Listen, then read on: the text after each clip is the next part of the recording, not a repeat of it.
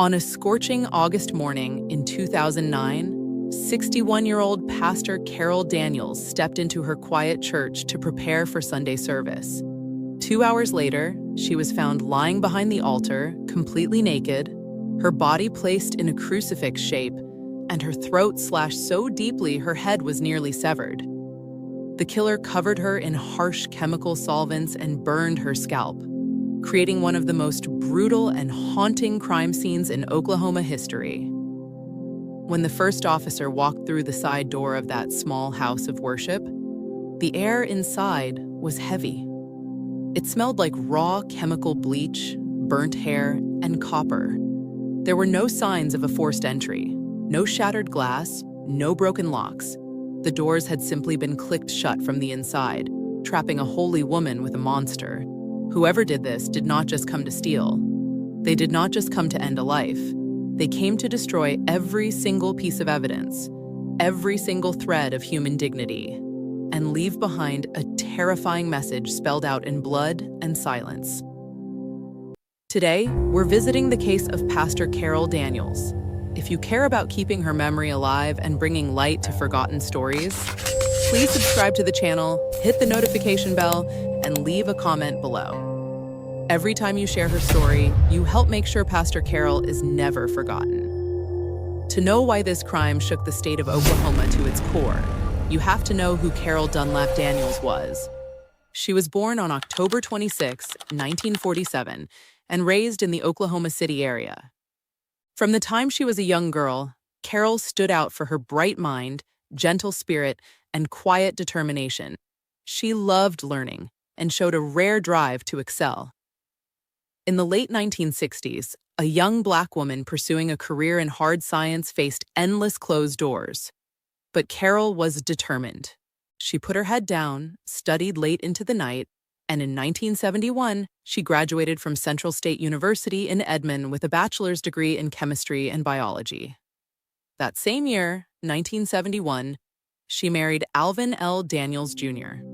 Together, they built a family. She gave birth to 5 children, 3 sons and 2 daughters. Her children were her absolute world. Later in life, her family would recall how her presence made everyone feel safe. She was warm, nurturing, and always ready with an open heart. Eventually, Carol and her husband lived in Spokane, Washington, before returning to Oklahoma in 1978. Though her marriage quietly came to an end years later, Carol remained determined. She went back to school, earned an associate degree, and even worked toward her master's coursework. But as time went on, her faith became the true guiding force of her life. In 1990, Carol was ordained into the Christ Holy Sanctified Church. For 10 years, she ministered at the Holy Temple Church in Oklahoma City. She didn't seek fame or money. She cared about souls. She cared about people others forgot.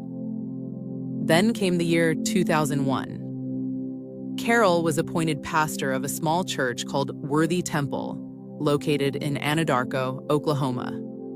Anadarko is a small town about 60 miles southwest of Oklahoma City. Worthy Temple sat on South 6th Street, positioned between a house and an auto body shop, right next to a quiet alleyway. It was located in an economically depressed area with a high crime rate. Most people would have turned the assignment down. Over time, the regular Sunday congregation dwindled down to almost zero. Most pastors would have locked the building and stayed home in Oklahoma City. Not Carol. Every single Sunday morning, Carol packed her bags and made a 100-mile round trip from her home in Oklahoma City to Anadarko. Why? Because she believed in grace. She would unlock those front doors, turn on the lights, and sit inside the empty sanctuary for hours.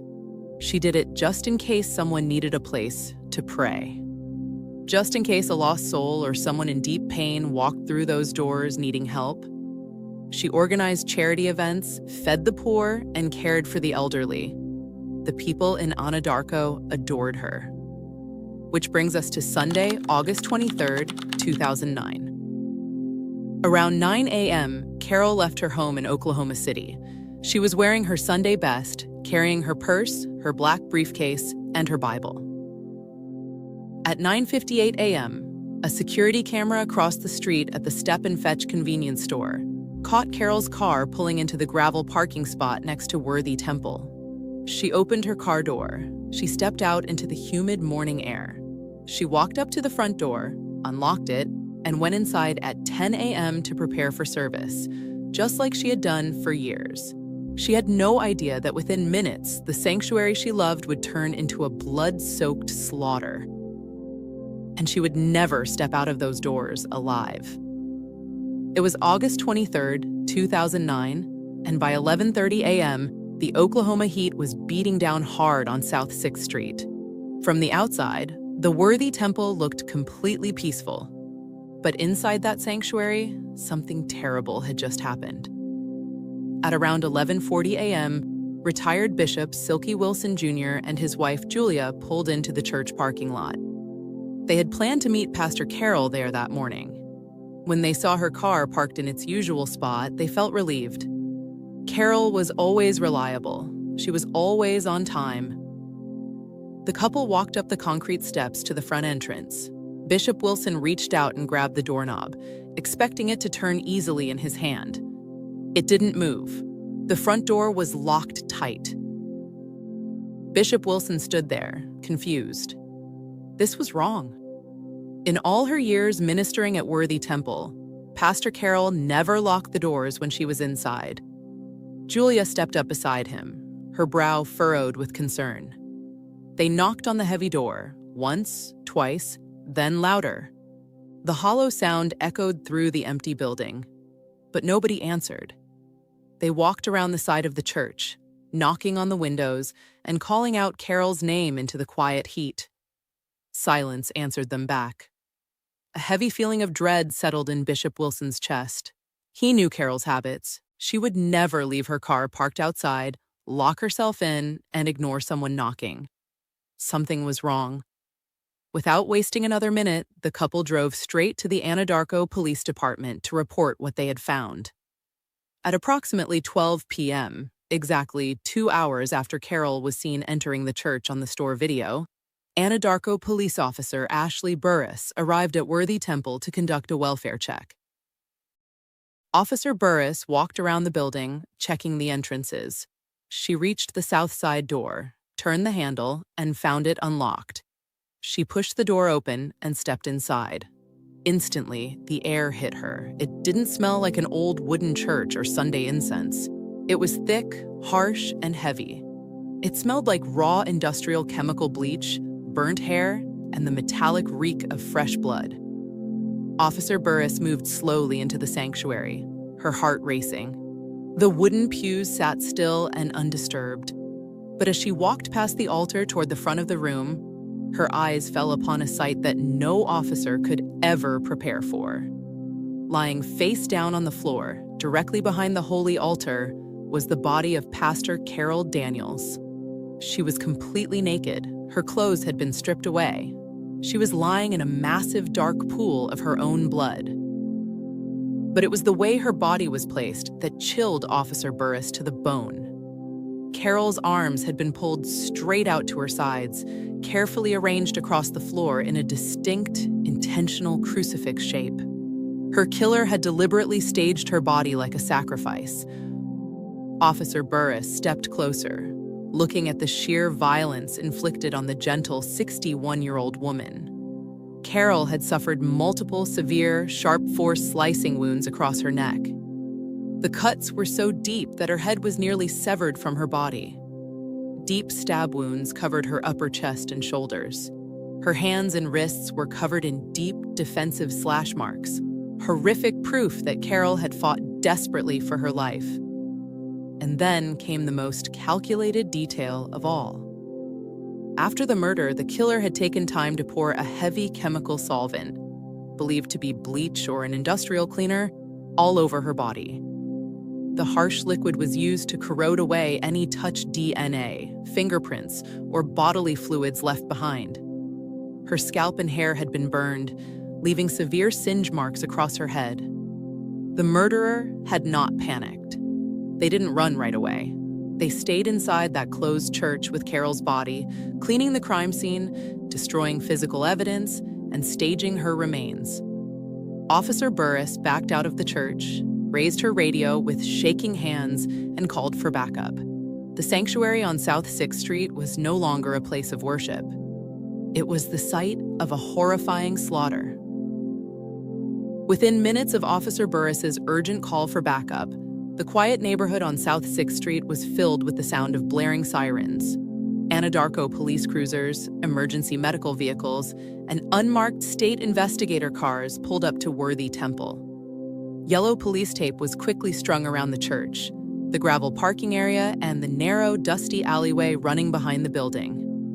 The Anadarko Police Department immediately realized the overwhelming nature of the violence inside.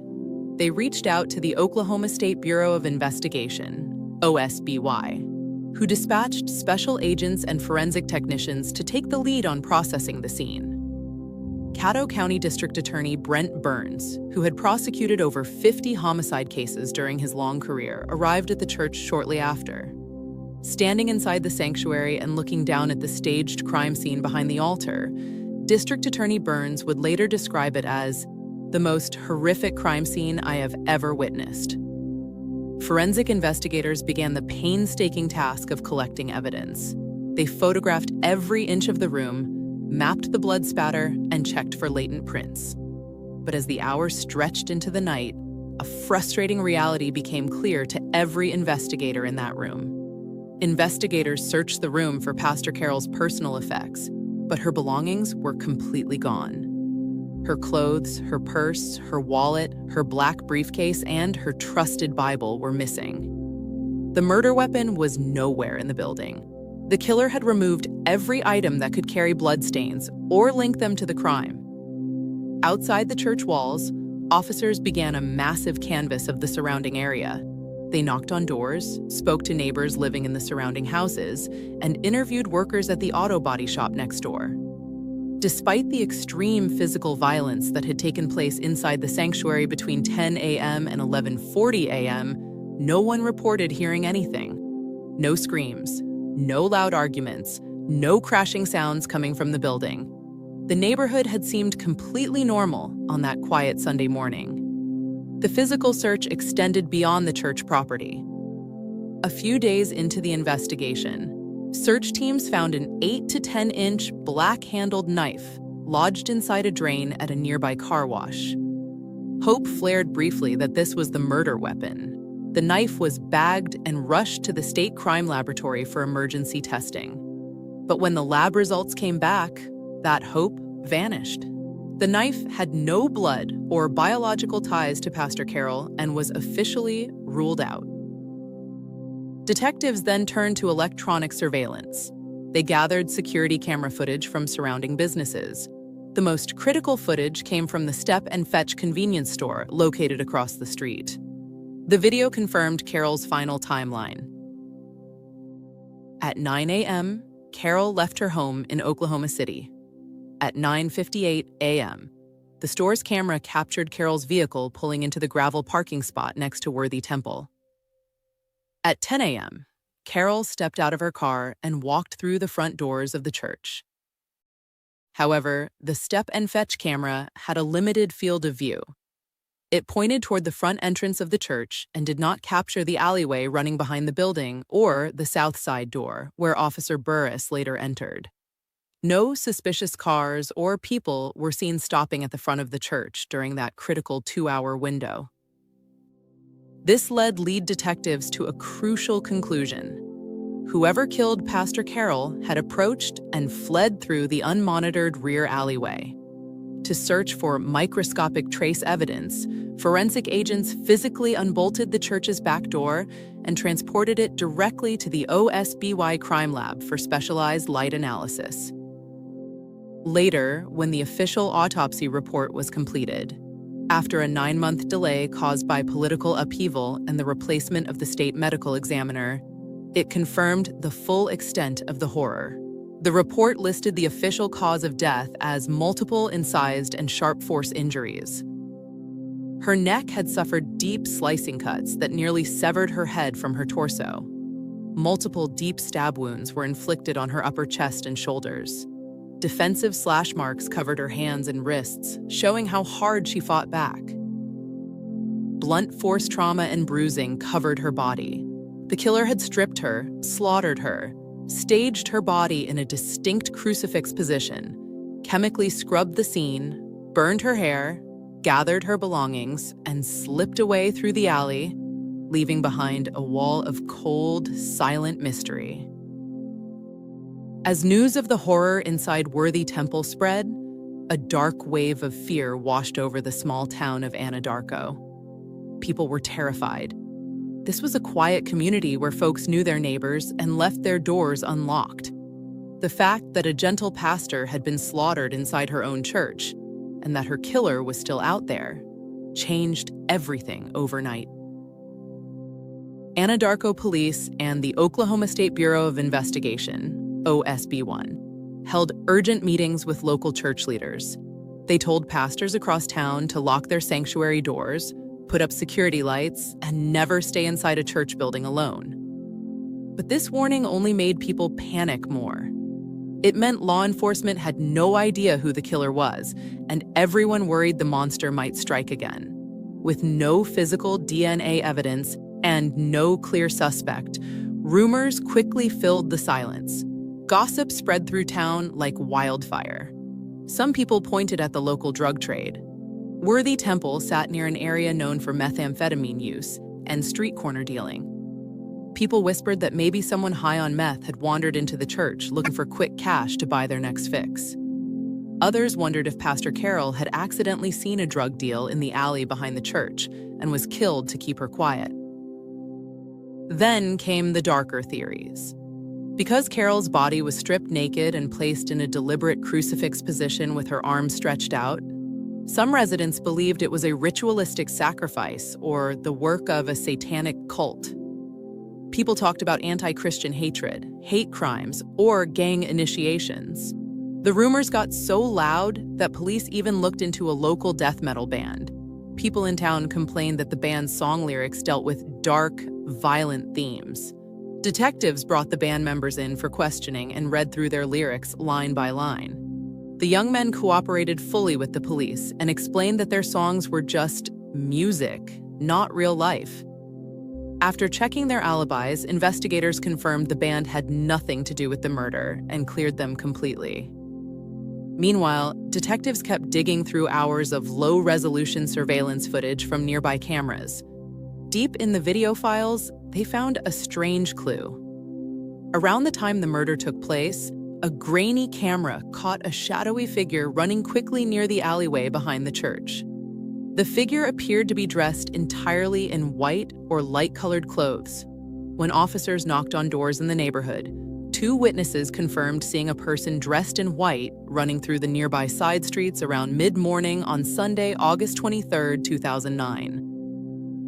Detectives hoped this white-clad runner would break the case open, but the video quality was poor and blurry.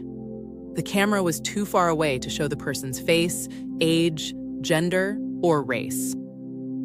OSBI released the video clip to the public, asking the runner or anyone who recognized them to come forward. Nobody stepped up. The mysterious figure in white vanished, becoming just another phantom in the case files.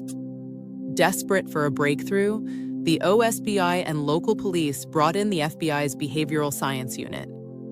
FBI profilers studied the crime scene photos, the autopsy findings, and the layout of Worthy Temple. They built a psychological profile of the killer. The FBI profilers noted 3 major things. The intense overkill pointed to a deep, chaotic rage or extreme psychological detachment. Despite the heavy violence, the killer remained calm enough to spend significant time inside the closed church after the murder. The killer likely knew the area well. They knew the back alley had no security cameras, allowing them to slip in and out without being seen from the main street. To help catch the killer, authorities offered a $10,000 reward, which later grew to $15,000. Tips poured in by the dozen. Callers reported suspicious neighbors, strange cars, and town gossip. Investigators chased down every single tip, but every lead ended at a dead wall. As months turned into years, the investigation ground to a halt. The initial shock faded from the news, but for Pastor Carol's children, the nightmare never stopped. Her son Alvin appeared on national TV programs, pleading with the public for help and making sure his mother was not forgotten. By 2015, 6 long years had passed since that scorching August morning. The case of Pastor Carol Daniels had gone completely cold. Then, out of nowhere, a dying woman walked into the police station with a story that would finally point the finger at a suspect. She carried a heavy burden, and she wanted to tell the truth before it was too late. She told officers that 2 local drug dealers were directly involved in the murder of Pastor Carol. She said the killing was not a satanic ritual or a complex hate plot. It was a robbery gone wrong. She explained that the people involved were searching for quick money and ended up attacking the defenseless pastor inside her church. To prove her story was real, the woman led OSBY agents and police to an old, abandoned shed in the area. She claimed that after the murder, bloody clothes, personal items, and other evidence had been taken to that shed and burned to destroy the proof. Tragically, just days after giving her official statement to law enforcement, the woman died of a drug overdose. She was gone, but her words gave investigators the clue they had been hunting for since 2009. Her statement pointed detectives straight toward a 55-year-old Anadarko resident named Denise Darnell Cooper. Denise Cooper was well known to local police. She had a history of criminal activity and was deeply involved in the local drug scene, particularly the regional methamphetamine trade. For years, rumors had whispered her name around town, but police never had enough solid proof to make a move. Now, with the informant's statement and new witness interviews, the OSBY had something to build on. In 2017, 8 years after Pastor Carol was slaughtered behind her altar, a Caddo County grand jury was officially convened behind closed doors. Prosecutors presented secret evidence to the grand jury. Their theory was clear. Denise Cooper, along with at least 1 male accomplice, entered Worthy Temple on August 23, 2009, to rob Pastor Carol. When the robbery turned violent, they brutally killed her, took her belongings, and locked the doors as they fled into the alley. As part of the grand jury proceedings, prosecutors subpoenaed 2 local men, Dustin Topi and Kevin Mays. Both men had long criminal records tied to local methamphetamine distribution. At the time, Mays was serving prison time for assaulting a police officer. Prosecutors believed these men held key details about what happened that morning. When brought into the courtroom, both men refused to cooperate. They stayed silent, refusing to testify or give up details about who else was inside the church that day. Then came the most frustrating twist in this entire tragic story. By the time the grand jury met in 2017 to hear the evidence, Denise Cooper was already dead. She had passed away from cancer in February 2017 at the age of 55, just months before prosecutors could officially file criminal charges against her. Because Denise Cooper was dead, no living person was ever formally indicted or put on trial for the murder of Pastor Carol Daniels. In 2018, Caddo County District Attorney Jason Hicks addressed the public about the cold case, saying, "I look at it this way. It is solved. My question is, will we ever be able to bring it to justice? And I'm not going to stop trying." Despite the district attorney declaring the case essentially solved, deep controversy and haunting questions remain to this day. First, the unidentified accomplices. Police and prosecutors openly state that Denise Cooper did not act alone. If this was a robbery, who was the male accomplice inside the church with her? Who was the person seen running away in white? Why hasn't anyone else been brought to justice? Second, the debate over motive. Many criminologists, community members, and family supporters find it hard to believe this was just a simple robbery. A simple cash grab does not explain the extreme overkill, the deliberate crucifix staging of her body, the deep slicing of her throat, or the careful chemical washing. That level of destruction usually points to personal hatred, mental illness, or ritualistic intent. Finally, the sealed evidence. Because Denise Cooper died before an indictment was handed down, all the evidence, witness transcripts, and grand jury testimony remain officially sealed and hidden from the public eye. Over 15 years later, the family of Pastor Carol Daniels still carries the heavy pain of that loss. The murder of Pastor Carol Daniels remains one of the most painful, haunting stories in Oklahoma history. It was a crime of pure, shocking cruelty against a woman who dedicated her life to helping the poor. Carol walked into her sanctuary on a warm Sunday morning holding her Bible, ready to pray for lost souls. Instead, she was ambushed by desperate, heartless people who saw her as easy prey for quick drug money.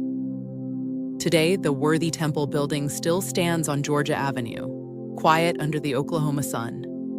The physical blood behind the altar has been cleaned away, but the memory of that August morning haunts everyone who knew her. Her children and grandchildren continue to honor her memory, holding on to her legacy of faith and deep love. The legal case remains frozen in time, locked behind dead suspects, lost witnesses, and silent street codes. But the memory of Carol Daniels lives on. She is remembered not for the darkness that took her life, but for the brave, selfless woman she was every single day. May her memory continue to be a light, and may Pastor Carol Daniels rest in eternal peace.